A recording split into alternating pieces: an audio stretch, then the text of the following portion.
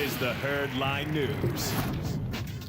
Despite the loss to Pittsburgh, Colin, Jayden Daniels has had a tremendous rookie season, much better than Lamar Jackson's rookie season. Obviously, the two get compared to one another a lot. Well, Mike Tomlin was asked about the similarities between Jayden Daniels and Lamar Jackson, and he said, everybody, pump the brakes. Man, be real slow comparing people to Lamar Jackson. That's a multi-time MVP. That's Mr. Jackson. We'll see Mr. Jackson in a few days. Now, Jayden Daniels has some qualities of Lamar Jackson, but there is no other Lamar Jackson. Yeah.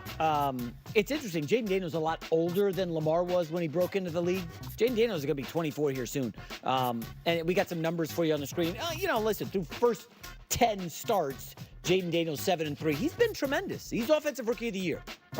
Bo Nix has been okay, but it's got to be Jayden, right? And Lamar obviously started well with Baltimore. You remember, he was exclusively a runner in his first. You remember that first year? He came on, I think, midway through the season. Week 11? Yeah, went on a tear.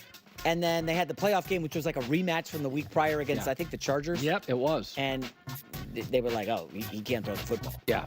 Lamar has improved a lot. I don't think it's wrong to say Jayden Daniels has a lot of Lamar Jackson. No, I don't. That's what we said before the draft. We said he's a little Lamar light. He's not nobody's ever been as explosive as Lamar. He's a little ahead of Lamar in the pocket at this point in Lamar's career, but he's not nearly the runner Lamar was. But I listen, if that's your comp in the NFL, you're doing just fine. Oh, heck yeah. And also, I think one of the things both of these young men have, work ethic, loved in the locker room, loved by their coaches, all in, no distractions, laser focused. They do all the quarterback intangible stuff right, which fans don't want to talk about. Well, Lamar is past the distraction. Remember, his mom was his agent. Yeah, but that's okay. I wouldn't do that. That was a distraction. That was. Well, he spent like 2 months on it on the show. But he hadn't played yet. That wasn't an issue. Well, when he was lobbying for that, remember there was chatter that he wanted a fully guaranteed deal after Deshaun, and it was a little noisy and got ugly. I was clamoring for the Jets go all in. You were. Try to steal Lamar, because we had just started the show together. I was begging the Jets, and they ended up with who'd they? Oh, Aaron Rodgers. Yeah. Okay, let's talk about this. I want to bring up this chart. There we go. This graph. I should say graphic. Okay.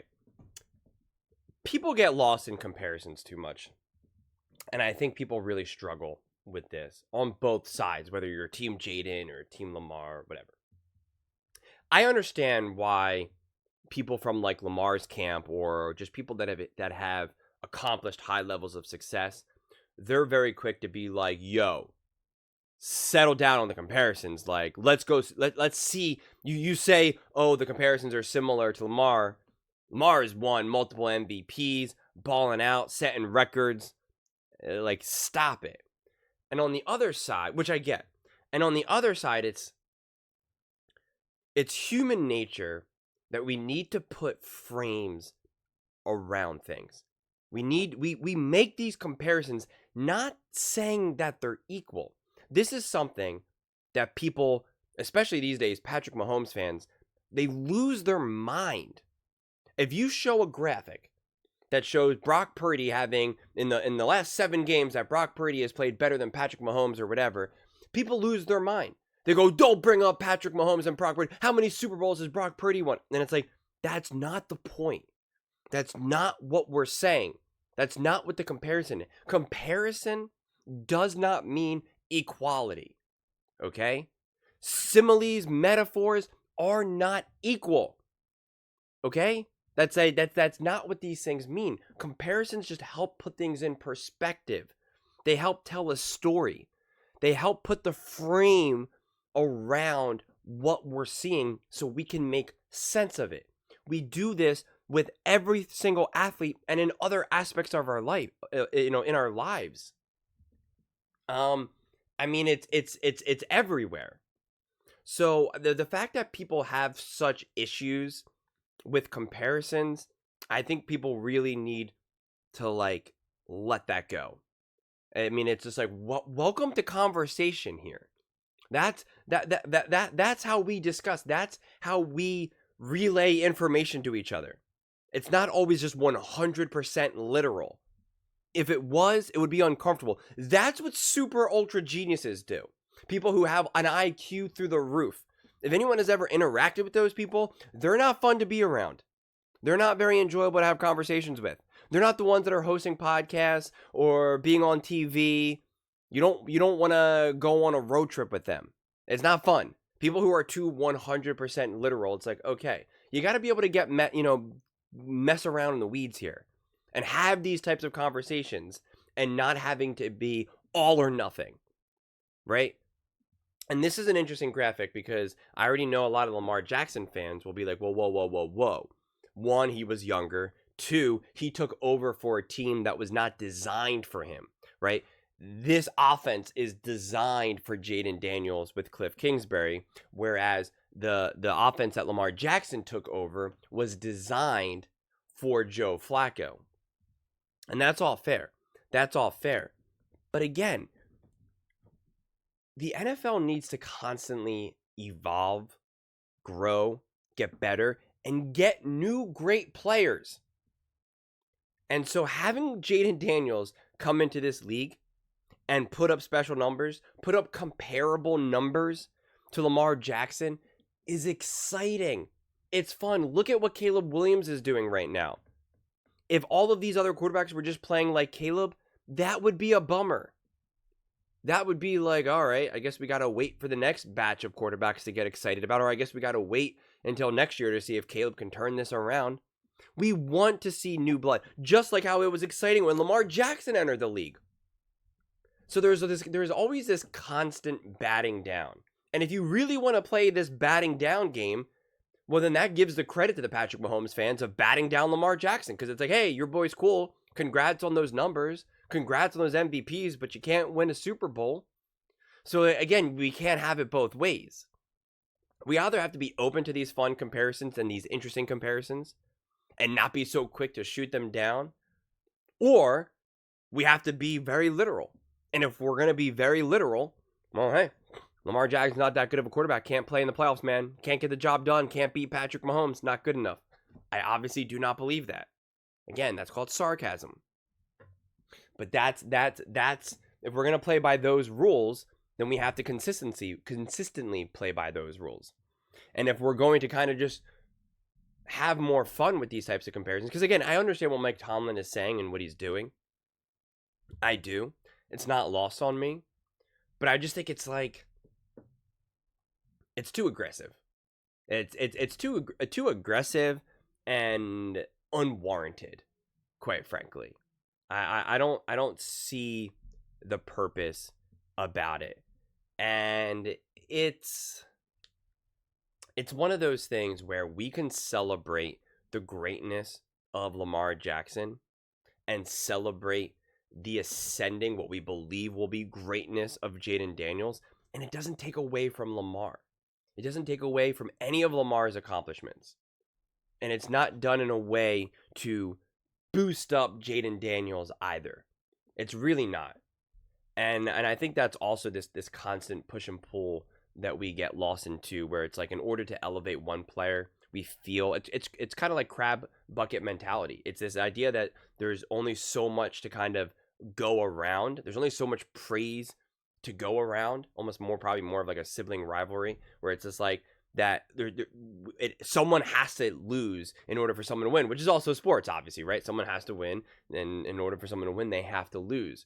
But when we're looking at the league as a whole and looking at quarterbacks, that's why I hate that everyone is so obsessed with ranking people. Who had the best rookie year? Who's the best 3 quarterbacks this season? And it's like, so much of that stuff, honestly, like, really doesn't matter. I mean, it really doesn't. Who cares? 5 years from now, does anyone care that so-and-so had the best rookie season? CJ Stroud or Justin Herbert or Ben Roethlisberger. Like, does it actually really matter? Seriously, does it really matter? Does it really matter who was the better rookie, Jayden Daniels or Lamar Jackson? 7 years from now, if Lamar Jackson has a bunch of Super Bowl wins and Jayden Daniels has a couple MVPs in a Super Bowl, does it really matter who had the better rookie year? Who had the better first 10 career starts? The answer is no, it does not matter. I mean, it really doesn't. It truly, truly doesn't. So these comparisons still just give us perspective. They help put things in context. We know how special Lamar Jackson is, and how more special he became as his career unfolded. We now have a brand new rookie quarterback, Jayden Daniels. And I got news for you. Majority of these people who watch the NFL are not watching college football. So they have no idea what Jayden Daniels was able to do, especially people who are not watching all of the Washington Commanders games. They're like, oh, who's this Jayden Daniels guy? Oh, is this a rookie quarterback? Who is he? And when you now show people, hey, look what you know who Lamar is. He's been in the league a while. Look what he's doing relative to what Lamar did. It helps put these things in context. It helps people understand, oh, okay. So it looks like this guy's actually probably pretty special, right? As long as he kind of continues this trajectory, it looks like he's like a MVP level quarterback. That's pretty cool. It's just all about putting things in context, helping people see and understand. Not everybody is a football savant. Not everybody has 30, 40 years of coaching and playing experience. The vast majority do not. Everyone's too hard on the casual fan, right? When you just call someone a casual, it's automatically an insult. And the reality is like, you need the casual fans. Without the casual fans, you have the WNBA. Okay? Do you want to live in a world where the NFL is the WNBA? Probably not, okay? Probably not. So you need the diehards. You need the guys who are going to take their shirts off and scream at the games. Otherwise, watching games would be pretty boring. And you also need the casuals, because the casuals are also help make this business be what it is, why it's so popular, why we got games on Sunday and Thursday and Monday, right? Like why they're adding extra weeks to the season, because of how many people want to watch this. So we gotta be a little bit more forgiving of these comparisons, not hold them so close to home.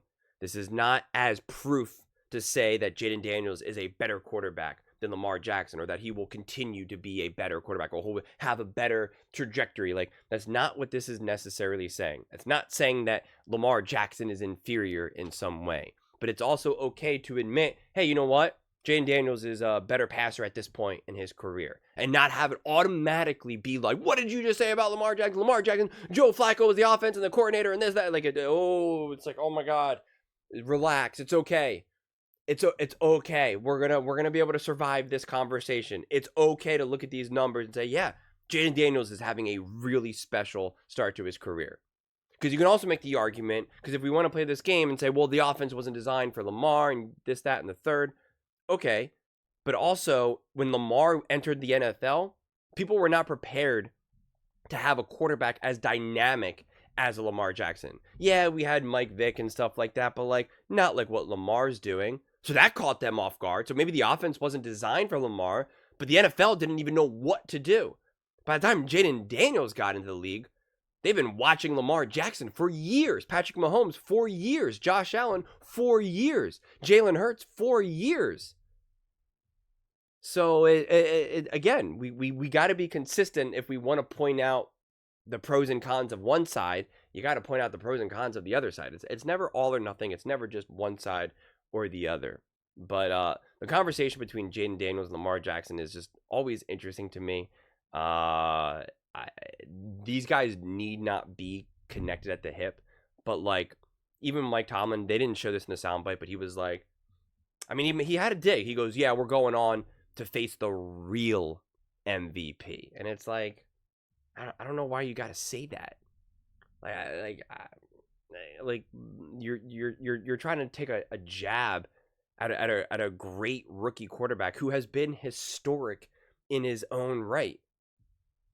So it's just, I don't know. It seems a little petty, and also more in a cloud of confusion about how conversations are had. But those are just my thoughts. I'd absolutely love to hear yours. What do you guys all think about Jayden Daniels versus Lamar Jackson and these comparisons? Let me know in the comments below. I read every single comment, so whether you agree with me or disagree with me, either way, let's get in some discussions. Let's get in some fights, but ultimately, let's just have some fun. And please do consider subscribing. We are building an amazing community here, and I'd absolutely love to see you part of it.